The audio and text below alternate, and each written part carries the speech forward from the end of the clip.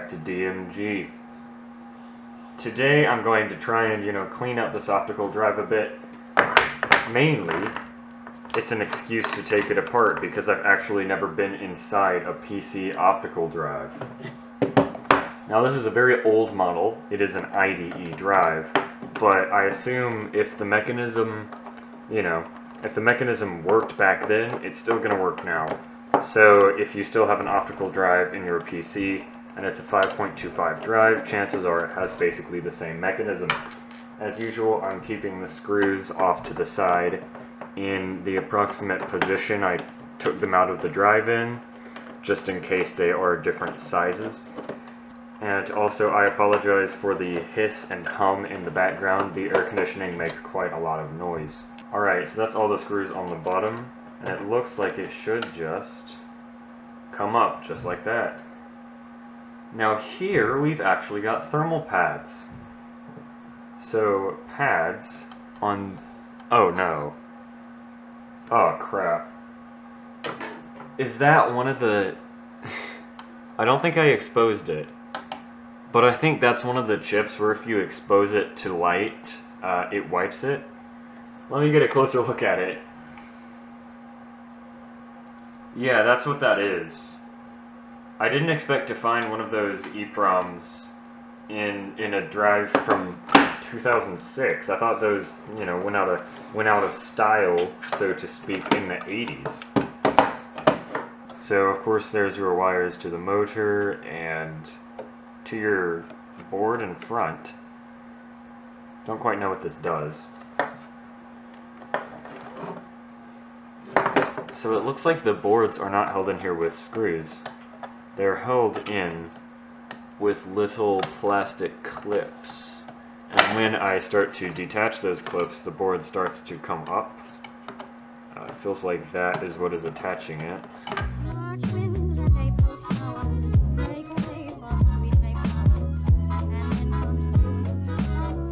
So they're using this style of zero insertion force, I guess is what these are called, connectors. This style of ribbon cables, where instead of the little black door swinging up, it actually slides out a bit, and that it's locked when it's slid all the way in. Oh wow, that's a big cable down here. Is that removable? Sorry, I'll have to take it off camera for a second.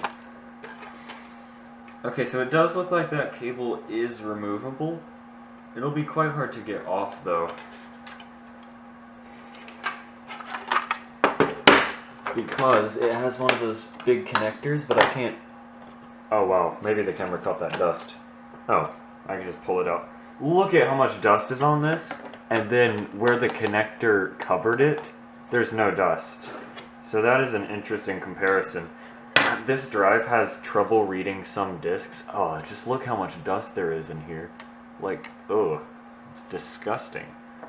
So I was thinking cleaning the head, or not the head, this is not a magnetic media, cleaning the laser, the lens, might help a bit with that.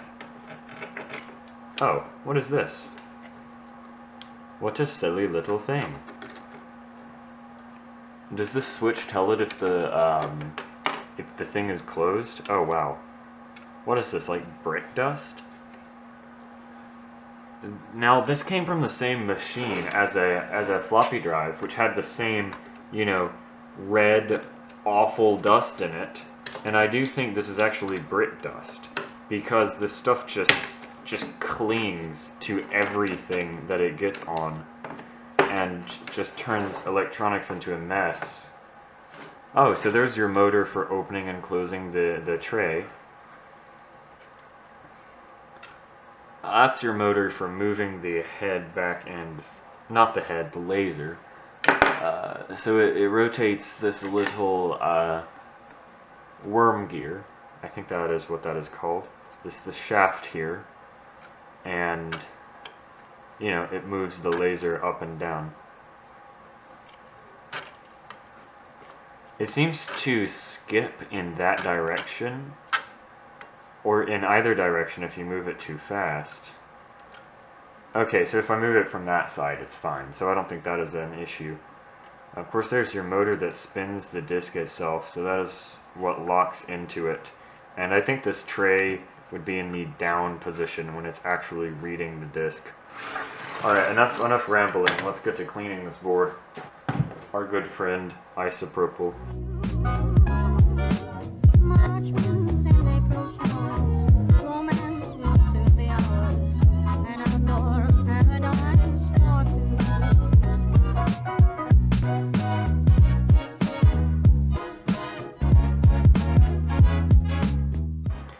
Often pouring a little alcohol on the board, letting it spread out, and then dabbing it with the cotton ball is a bit quicker and more effective than lightly soaking the ball in isopropyl and then just slowly going around.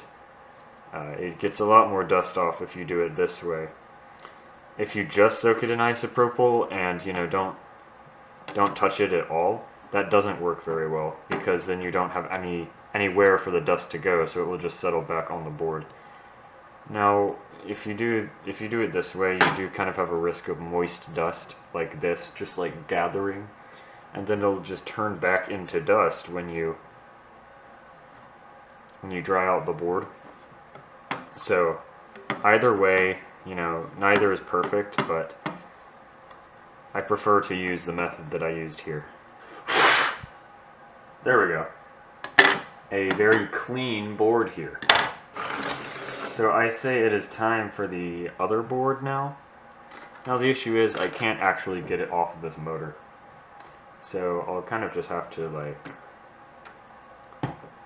and if some gets in the drive, that is fine. I'm going to have to clean the inside of the drive anyway. It's alcohol. It'll evaporate in like 5 minutes if you just leave it alone.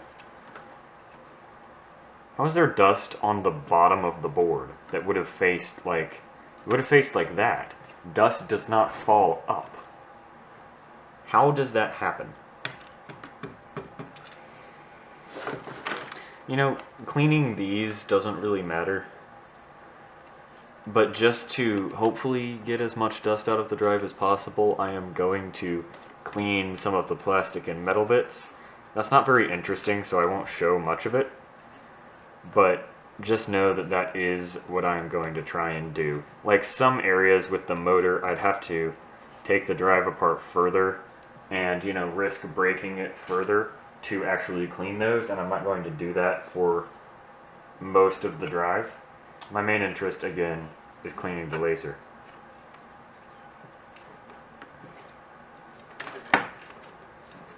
Now, I'll take a close look at it.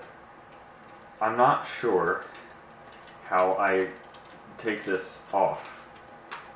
Like how I separate out the rest of the drive so that I can actually, reach the laser inside. For the laser, I might just have to clean it blindly, because it looks like there's no way to just detach the top section, like the top metal plate of the drive. And I'd have to disassemble it a lot further in order to do that.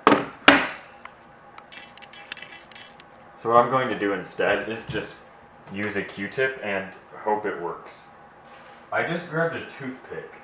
That is not going to help me.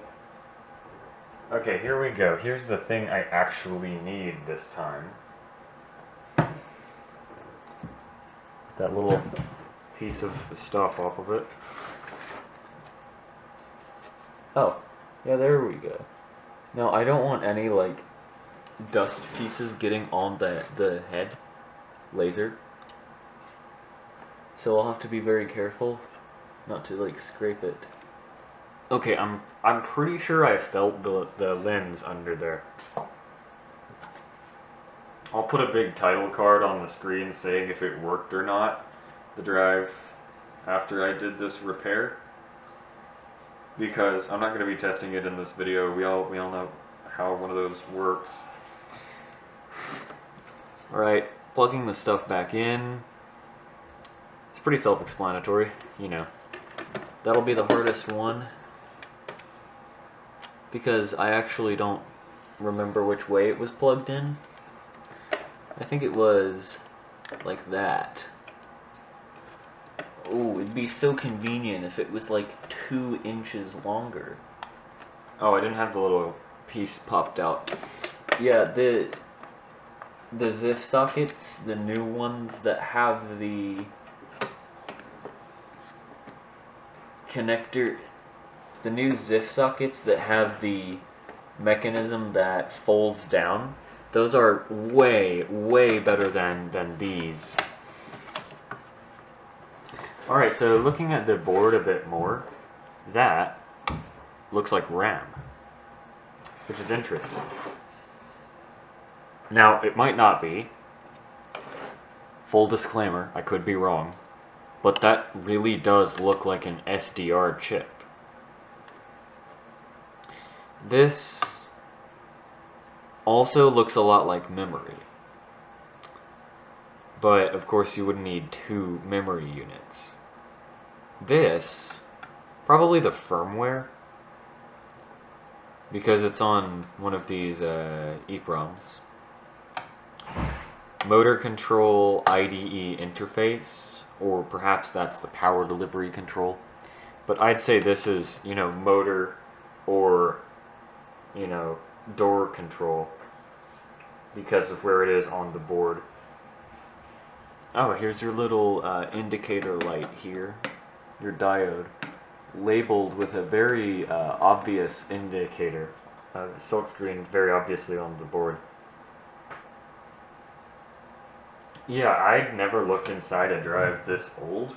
It's got a lot of stuff in there that you would not expect or, you know, find in a modern drive. Like if your CD drive has vents on the bottom of it, you know it's hardcore. Alright, I don't need to show me screwing it back together. If you really want to see that, just watch me taking it apart in reverse. And pretend that that is the first time you're seeing it. There we go. Alright, so that is it for this video. Thank you everyone for watching, and yeah, see you next time.